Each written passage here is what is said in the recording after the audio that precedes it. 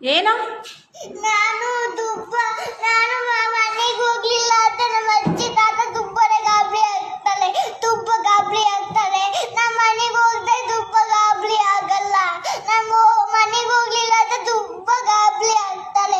ನಮ್ಮ ತಾತ ತುಂಬಾ ಮುದ್ದು ಮಾಡ್ತಿದ್ದೆ. ನನ್ನ ಮನೆಗೆ ಹೋಗ್ಲಿಲ್ಲ ಅಂತ ತುಂಬಾ ಗಾಬರಿ ಆಗ್ತಾಳೆ. ಏನಾಗಲ್ಲ, ನಾನು ಫೋನ್ ಮಾಡಿ ಹೇಳ್ತೀನಿ ಬಿಡಿ.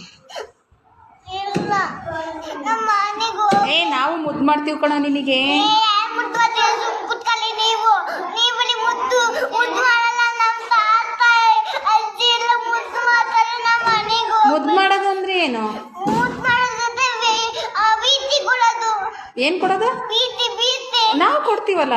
ನೀವೇ ಗೊತ್ತಿಲ್ಲ. ನನ್ನ ಮನೆಗೆ ಹಂಗಂದ್ರೆ ಏನು? ಪ್ರೀತಿ ಕೊಡೋದು ಅಂದ್ರೆ ಏನು?